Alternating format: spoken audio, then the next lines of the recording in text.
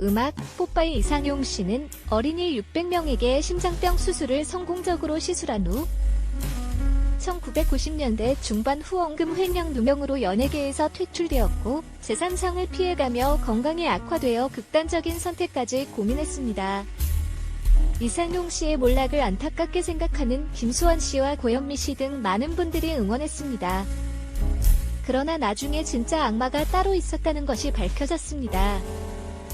14일 방송된 TV 조선 스타 다큐 마이웨이에서는 올해 80세가 된 뽀빠이 이상용 씨의 일상이 그려졌습니다. 고향 충남 서천 초등학교 모교를 방문한 이상용 씨는 학교가 바닷가에 위치해 있어 머리짜기와 정수기가 있으면 좋겠다고 말했습니다. 정수기가 없으면 아이들이 짠물을 마실지도 모른다며 정수기 2대를 기부했습니다. 이상용 씨는 초등학교 시절 얌전하고 가만히 앉아있기만 했던 자신의 모습을 회상했습니다. 그러나 몸이 약해서 어쩔 수 없었다고 말했습니다.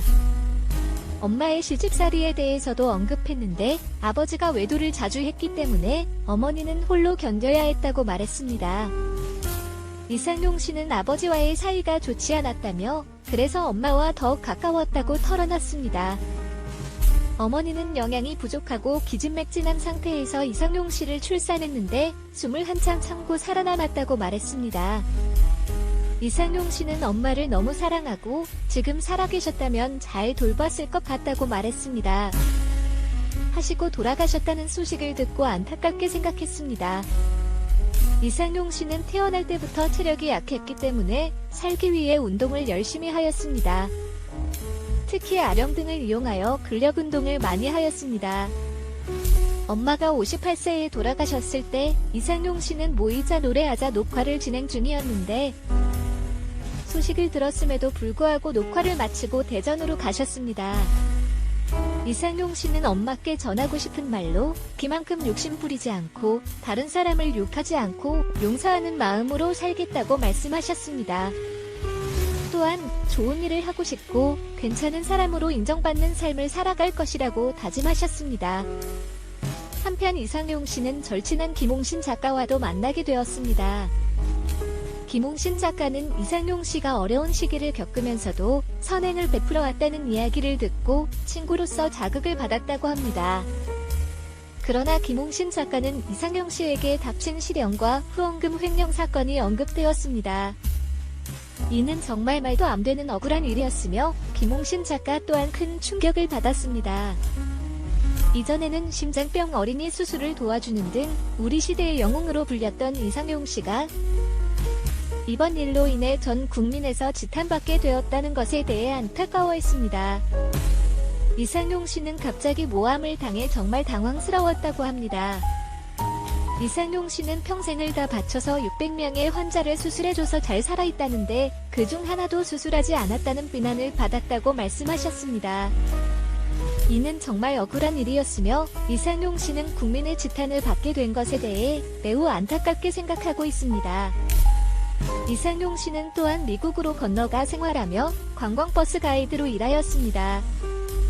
하루에 14시간씩 버스를 타고 라스베이거스까지 관광을 안내하며 정말 힘든 시기를 보냈다고 합니다.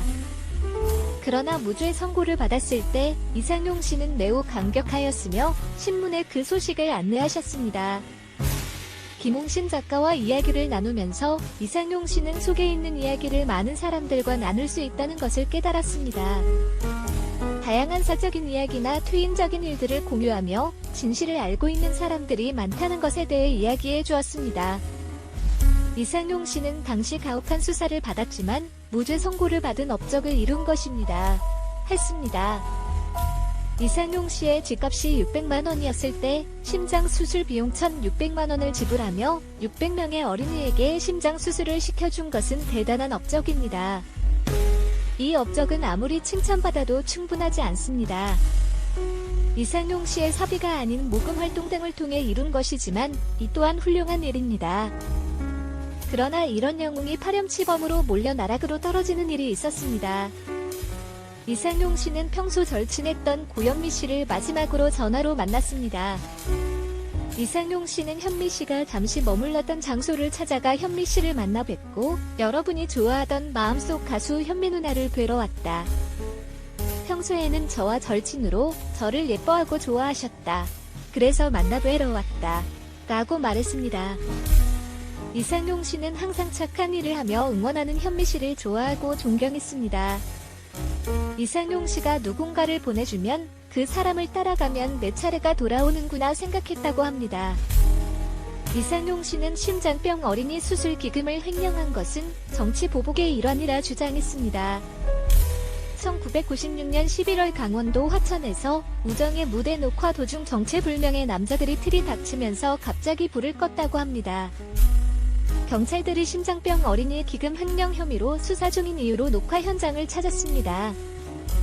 이 사건은 1996년 11월 3일 추정 60분 방송 후 전국적인 파장을 일으켰으며 이후 모든 언론이 이 사건을 주제로 뉴스를 쏟아냈습니다.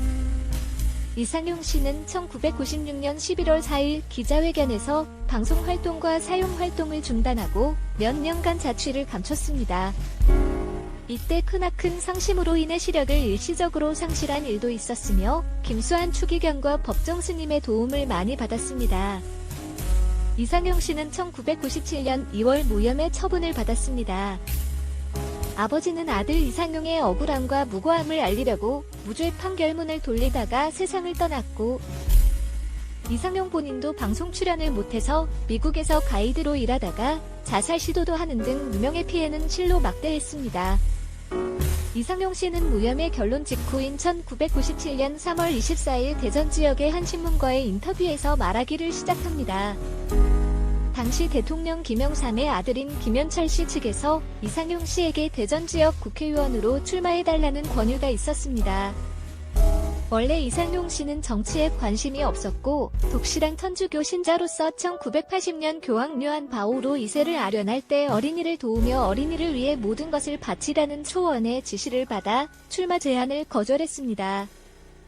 그러나 이상용 씨의 주장에 의하면 김현철 씨가 자신의 말을 무시한 것에 화가 나서 마침 이상용 씨가 심장병 어린이 기금도 모으고 있겠다 해서 추정 60분이 궁금한 횡령 누명을 담은 영상을 제작하게 하고, 방송 3일 전에 김현철 씨의 측근인 박태중 씨가 협박 전화까지 했다는 것입니다.